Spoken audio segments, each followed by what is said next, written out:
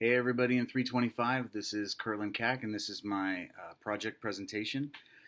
My project is on the Irish immigration from colonial times to the famine and dealing with a lot of their experiences firsthand through letters, and pictures, and poems and songs and whatnot.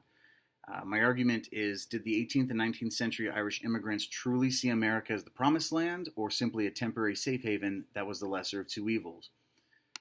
That's my argument because when I first started this project, I really thought that the majority of Irish fully intended on staying. I never considered the sheer number of Irishmen that had no intention of staying. It was purely a temporary plan. They were going to go out to America, make some money, send it home, maybe make a fortune in rare instances, but the end game for them was always back in Ireland once that was all said and done. So then, as Irishmen lived here, they either, well, usually for two reasons, would stick around. Either one, economically, they just couldn't make the trek back, or two, because they planted roots. They found a home here in America and started changing their tune a little bit. My primary sources are here is the first one. This is The Irish in America. This book is mostly visual with pictures and poems and cartoons and things like that throughout the colonial and famine years of Irish immigration. A couple of them stood out to me that I will be referencing, but like that one is just a picture of them coming to America. I just thought it was a really beautiful picture. This one about James O'Neill is a story about a man who, he's the one sitting in the chair there, the older man sitting in the chair. He had a story about coming to America with his father from Ireland when he was too young to remember it. Living for a few years here in America where his father struggled terribly to keep food in his family's mouth and a roof over their head, and ended up not being able to do it, and then had to beg for money from family to return back to Ireland, where they lived in even worse conditions. And so it just seemed like it got from bad to worse throughout his childhood. And when he writes about it or talks about it, they say he couldn't speak about it without breaking into tears. It's a really heart-wrenching story, but it's probably a more common than not story for a lot of Irish immigrants. This here is my second one. This is Irish Immigrants in the Land of Canaan, Letters and Memoirs from Colonial and Revolutionary America. This is the meat and potatoes here of my paper. Definitely a lot of good information here about the condition of Irish immigrants, their experiences.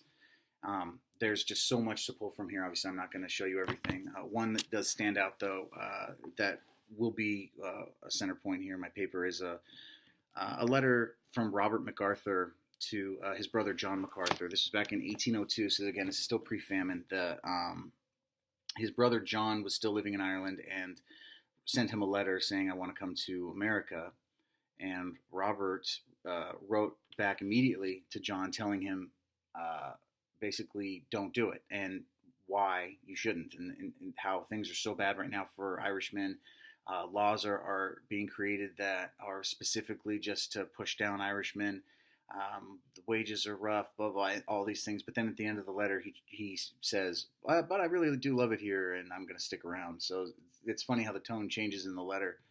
And he does add in that if you do come out, I would be the happiest brother in the world. But it's interesting how there really is no don't come here, don't come here, don't come here, almost as if he was still intending to go back to Ireland. But you could see the conflict in his letters about how he was debating on maybe this is a place that I can call home. It's a very good book and a lot of interesting letters and memoirs in there. Here's another one. This is the Prendergast letters. This is a set of letters specifically from one family and almost exclusively from one family member, the father, James Prendergast, who lived in Ireland throughout his entire life actually, and was writing letters to his children who had migrated to America pre-famine, during the famine, and then some of these letters were actually even after the famine. So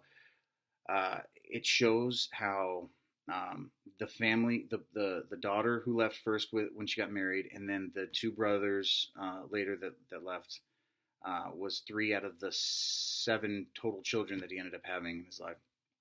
Um, those three, two of the brothers intended to come back home, because you can tell from the letters of the father saying, I hope everything's going well. Thank you for the money you're sending back. When are you coming home? And then you see as the letters progress, you don't see the letters from the family. Unfortunately, they don't have this in the collection. It's just the father, really, the father's letters to the children that they were able to collect. But you can tell out of context that it changed. Then the children started making money. They started becoming successful. And now they don't want to leave anymore. And they ended up starting to talk their dad into coming out. They're saying, "Hey, why don't you come out?" Well, they didn't end up talking him into it. He ended up dying in Ireland, just refusing to leave. The mother, though, now widowed, did contact the family and say, "I would like to come to America, as I'm alone out here now. There's really no one else left to take care of me. Can I come out?" And they do. They bring her to America, and she's able to spend her last 5 years in America, and very happy from what I was able to research.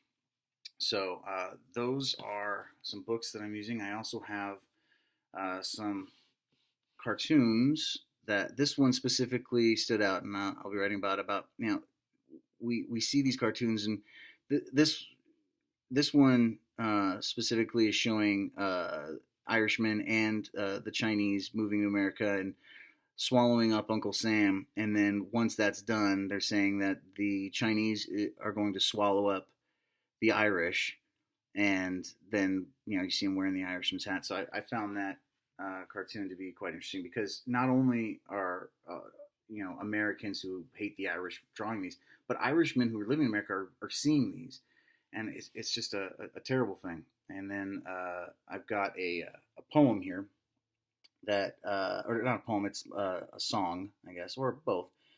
There's room for us all. Or there's room enough for all, and basically, it's a story about a Catholic Irish immigrant who is just struggling so hard, and can't understand why these Americans can't come together and work together in peace and harmony. So this is my project. I hope you enjoyed it, and I enjoyed this class very much. So thank you for watching. Bye.